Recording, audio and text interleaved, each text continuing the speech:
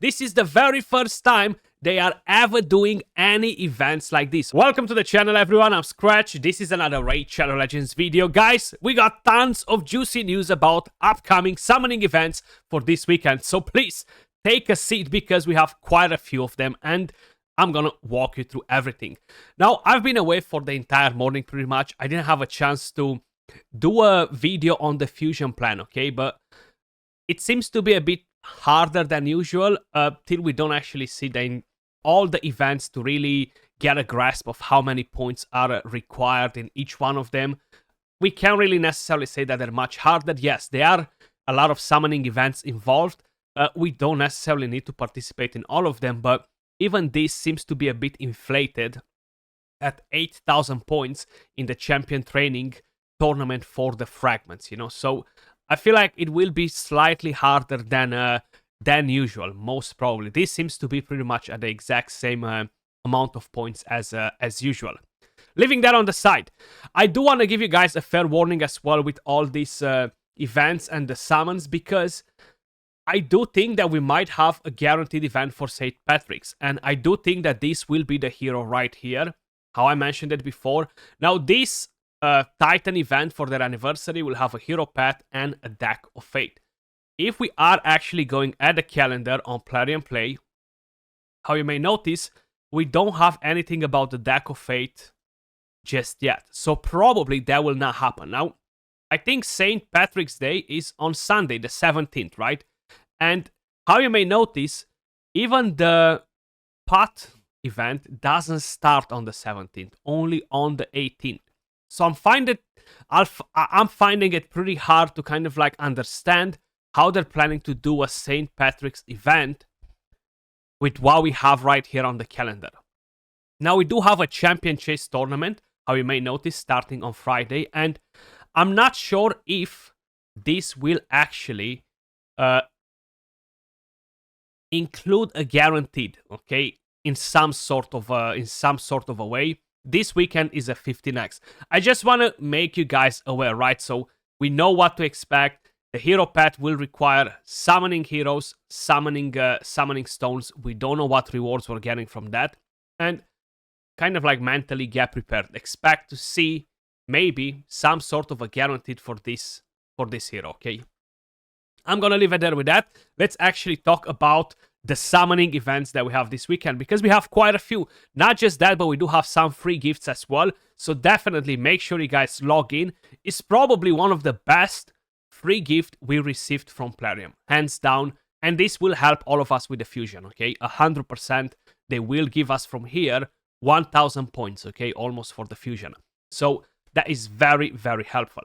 But again, leaving that part on the side. Starting this Friday, March 8th, they're planning to launch a progressive chance event, giving you a 15x chance to summon heroes from Ancients, Primals, Sacred, Voids. Now, we have some very, very solid heroes in here, but that's not all, okay? Before we move on to talk about the heroes, let me just give you the other news. On Friday, March the 8th, they're planning to launch an extra legendary event for Ancient Shards, which means that you can get 1+1. So if you summon one legendary, you're gonna get a second one. Now, this will be on for 24 hours if I am not mistaken. But that's not all. This is a very good event together with a 15x progressive chance and a summon rush, right? Now, you don't really want to go in and burst all the ancients on a summon rush, so we do have another thing for you. Basically, on Saturday, March 9th, they're planning to launch an extra legendary event for Sacred Shards. This is the very first time they are ever doing any events like this, or I do not recall seeing 1+1 on Ancients, 1+1 on Sacreds, during a fusion as well, you know, and in the weekend. I don't think I've ever seen that in the game, so this is actually pretty good. I'm happy for this because we have more reasons to summon during the fusion. That's why, you know. And let me just quickly tell you the champions that are on the 15x progressive chance. I'm gonna start with the best of them, Duchess Lily 2. Damn, 1+1 on Ancients, 1+1 on Sacreds, 15x progressive chance on Duchess. is kind of like a no-brainer, but at the same time, it tells you, man, they're really trying to drain our shards for whatever reason, for something. Something is going to happen, and how I've told you at the beginning, expect most possibly a guaranteed event. So be cautious with how many shards you are summoning, okay? So, Duchess Lily 2, what can I say about her? Speed aura, increase attack, veil, OP everywhere, okay? Let me just stop it there. She's absolutely amazing. Then we have a 59x progressive chance for Pythian. He was a fusion in the past, guys. He's a solid champion as well. Revive, cleanse, block debuffs, a bit of healing, damage reduction from the passive. Very useful for Hydra, useful in general as a champion. Then we have Mighty Uko, which was a fusion as well. Not a very long time ago. And Mighty Uko is in the Skinwalkers, if I'm not mistaken. Pretty solid for Arena. I feel like Mighty Uko's value dropped quite a bit in the high-end arena, live arena, and platinum arena, but is still a solid champion, you know, like Mighty Uko. Decrease attack, AoE, great for the Hydra. You have block buffs, remove buffs from the enemy, decrease accuracy, revives all allies, block damage, increase speed on them. The passive that has a chance to steal buffs from the enemy, speed aura. Like, yeah, super solid Mighty Uko as well. Then, funny enough, we have no one else but Elva. We have a lot of revivers in these guys. It's all about revivers, basically. All about revivers. Clans increase speed, block debuffs, revive, speed aura, healing. You know, you guys know Elva as well. She's super good as a champion. Then White Queen Ancora, guys. She was the fusion literally just now, and we have her on the event for whoever wants to empower her or get a copy if you haven't managed to complete the fusion. Very strong with King Narcissus. I know a lot of you guys actually, funny enough, I've seen it in the comments. Skratch, I was so dumb, I didn't do the fusion, but I got King Narcissus. I won the fusion now, so this will be your chance basically to get the duo. Speed aura, revive, cleanse, booster meter. The A1 is very nice because it can decrease the cooldown of an ally. The revive is nice too, and the passive. So she's a nice champion. Then we have Arbiter. I would love another Arbiter. I'll be very honest. I'm not going to open shards for Arbiter, of course, but I would love another one to make her +2. You guys know Arbiter. She's probably the most common legendary hero in Arena. Okay, everywhere. And I'm not talking about just UDK because people got him for free, right? I'm talking about Arbiter because she is kind of like that force that's always present. She never left, okay? She never left. And I have her in quite a few teams. I'm using her every single day. Revive, increase attack, increase turn meter, decrease buffs, weaken, speed aura. Like, it's just so much that Arbiter does well. Then we have Baritar Mage Slayer. This one is a pretty interesting Void Legendary as well, honestly. I'll be honest. While I do think he's a great hero, I wouldn't like to summon this hero from my shards, because I'm not going to use this champion anywhere on my account, but that's me. Okay, that's my personal point of view. I do want to share my opinion with you guys as well, but I feel like for a lot of people, he will be a powerhouse when we're talking about progression, because he can revive. He has a chance to decrease the cooldown of a random skill, very similar with what Queen Ancora does. Attacks all enemies, increase attack, increase defense on all allies. You're getting a heal, which is very nice because it's based on this champion's max HP. Revive with turn meter and shield. And then is this passive. Has a chance of decreasing all of an ally skill's cooldown by 1 turn when they're revived. This is actually a very interesting passive. But he's not a meta champion, you know, so while I do think he's great and is very useful for the majority of the players, for my personal account, it won't bring any value, unfortunately. Maybe in the Cursed series on some areas. Then we have Raka.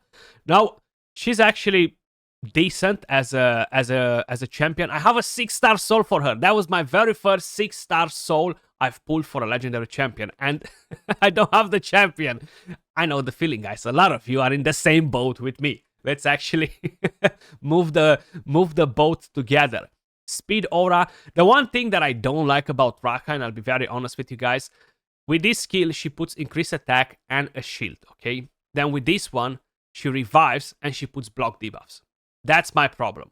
These block debuffs supposed to be on this skill with increased attack. First, clans put block debuffs and increase attack, and then with this skill, revive with a shield on, so I have better survivability once I revive. That's my main and only complaint about this champion. If they were doing that on her kit, which by the way is a bit mind-blowing, it makes no sense that her kit is like this, she would have been awesome because the passive gives you turn meter whenever she takes a turn, and that's very, very helpful. A good speed aura, you know, so an interesting reviver. Then we have Raglin, which I just summoned not a very long time on my account. She needs a buff. I'll be very honest with you guys. I do like the champion, but she needs a buff. Her healing is weak sauce based on her attack. You want to build her tanky to survive. Her base stats are awful. 20k HP, 1k defense. Yeah, she's a vanilla champion that got forgotten and got punished by the time, okay? Basically, that's the whole story for Raglin. Yes, she does revive one ally, a bit of a cleanse, but out of all the revivers I just named, she's the weakest, okay? And I'm gonna move over to epics, which some of them are stronger than than her. So from the Ogres, we actually have Ugo. Ugo is great for Hydra. He's probably one of the best block buffs champion in the game. Defense down, you have the block buffs, you have cleanse, a bit of healing, you have leech on the A1.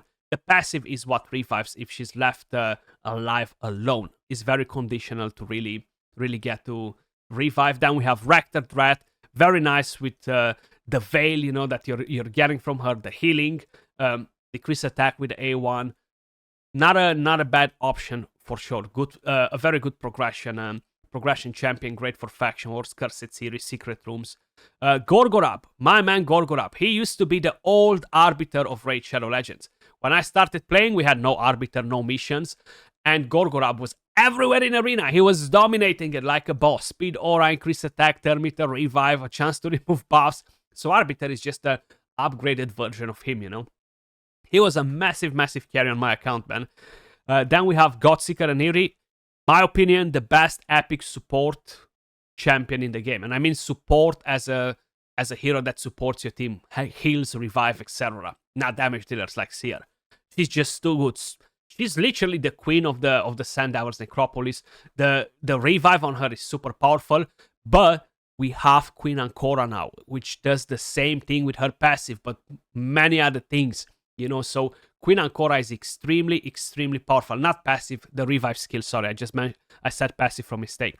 The revive skill, you know. The passives are different.